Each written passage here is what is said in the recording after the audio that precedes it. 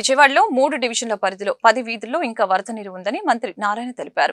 వరదల వలన 33,000 ఇళ్లు, 36,000 ద్విచక్ర వాహనాలు పాడయ్యాయని చెప్పారు. వరద బాధితుల సహాయం కోసం బ్యాంకర్లు, బీమా కంపెనీల ప్రతినిధులతో సీఎం చంద్రబాబు మంత్రులు భేటీ అయ్యారు. అనంతరం మంత్రి మీడియాతో మాట్లాడారు. పాడైన ఇల్లు, వాహనాలకు సంబంధించిన శనివారం ఉదయానికి డేటా సేకరణ పూర్తవుతుందని చెప్పారు. డేటా పూర్తిగా వచ్చాక దేనికెంత ఇవ్వాలనేది నిర్ణయిస్తామని చెప్పారు. వాణిజ్య దుకాణాలకి జరిగిన నష్టంపై శనివారం సాయంత్రానికి వివరాలు అందుతాయని చెప్పారు. ఆయనే దగ్గరుండి అన్ని పరిశోధన చేశారు, మాకు ఇన్స్ట్రక్షన్స్ ఇచ్చారు.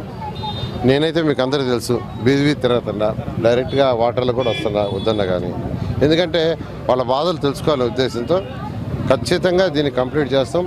ఎన్యూమరేషన్ కొంత జరగలేదని వీళ్ళు కాలేదు, మా దగ్గర ఆధార్ లేదంటున్నారు. వాళ్ళందరూ కూడా ఒక్కరిని మిస్ చేయకుండా ఎవరైతే ఎలిజిబులో వాళ్ళందరికీ ఎన్యూమరేషన్ చేసి వాళ్ళకి ముఖ్యమంత్రి గారు ఏదైతే ప్యాకేజ్ ఇస్తారో అది ప్రకటించి అందరికీ వీలైన తొందరలో వచ్చేసరికి చేయడం జరిగింది. ఇప్పుడు నేను ఇక్కడే ఉంటే మా షాప్ ఎన్యూమరేట్ చేయలేదన్నారు. బహుశా వాళ్ళు వచ్చినప్పుడు షాప్ లాక్ చేసి ఉంటుంది. అయితే ఏ డోర్ లాక్ చేస్తున్నాయో ఆ నెంబర్లు మరలా తీసుకొని ఆ అధికారులకు ఇన్స్ట్రక్షన్ ఇచ్చి ఎన్యూమరేషన్ చేయమంటాం. ఆ విధంగా ఎవ్వరు మా ఇల్లు ఎన్యూమరేషన్ చేయలేదు, మా షాప్ చేయలేదు అవసరం, ఎవరు దాని గురించి ఎవరి అవసరం లేదు. ఎందుకంటే మున్సిపాలిటీలో ఈ వార్డులలో ఏ ఇళ్ళు ఉన్నాయో డోర్ నెంబర్లు అన్నీ తెలుసు, అన్నీ ఉన్నాయి మా దగ్గర.